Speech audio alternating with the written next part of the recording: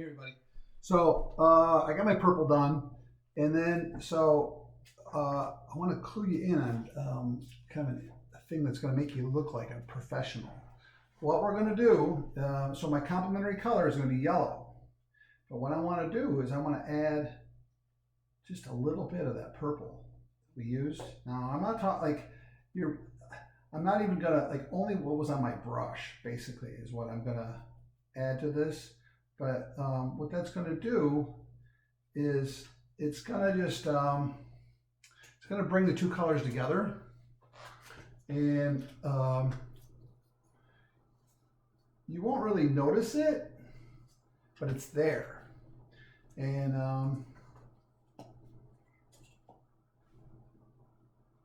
so I'm just gonna mix this up,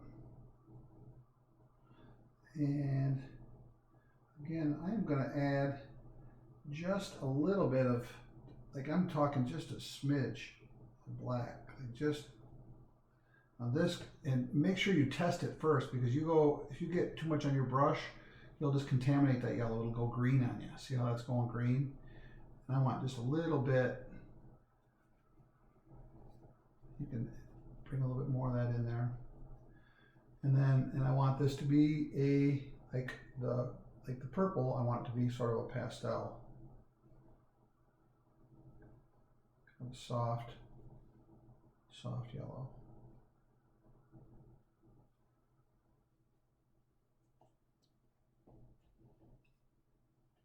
And I'm just using my brush like a spoon, pulling that over. And I think I'm going to want a little bit more white, so I'm going to go back to my palette.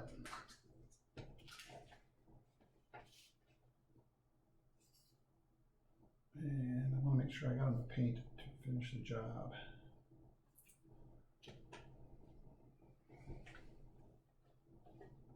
Okay. And think about, I mean, these are supposed to be compliments, right? And compliments are, think about like day and night, fat, skinny, tall, short,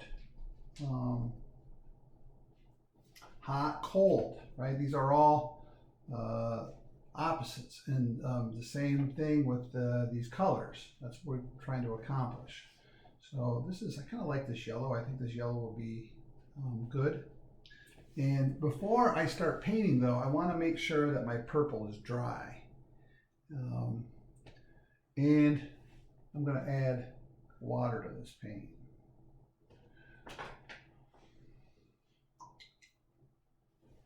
And that's going to make that flow a lot nicer.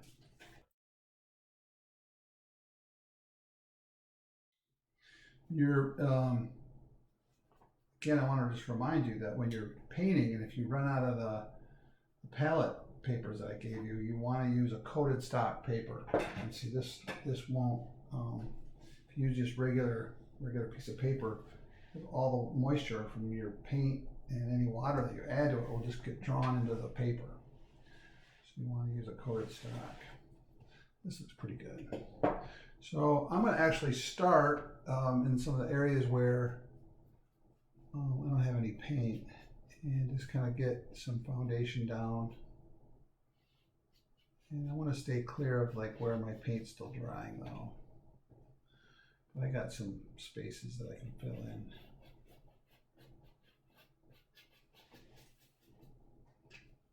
You can already tell how nice how these two colors are going to be working next to each other.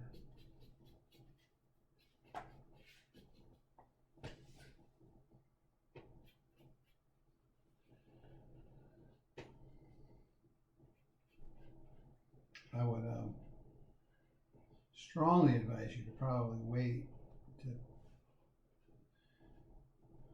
let the one color dry before you try to paint the other one. But for the sake of the video, I want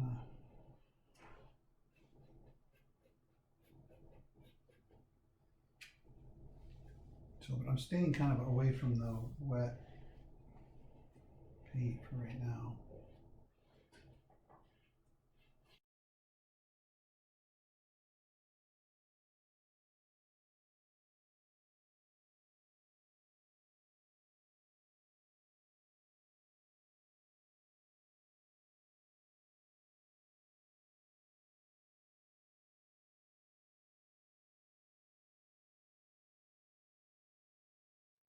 I'm gonna actually switch brushes, and I'm gonna switch to a bright, which is the round, kind of brown, pointy brushes, and that's gonna give me a little bit more control.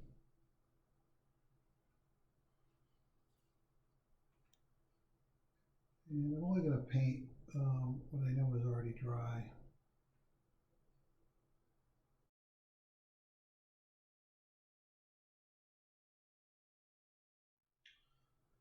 I like this assignment because I feel like it casts shadows kind of down information that you normally wouldn't put. You wouldn't draw it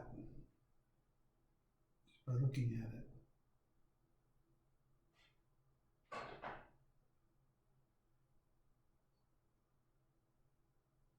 If you notice your brush start to drag, you'll want to add a little more water to your paint. And you can tell, I mean, when you start not getting these like crisp lines and the paint starts to like break, it's a sign that you need to add a little more water.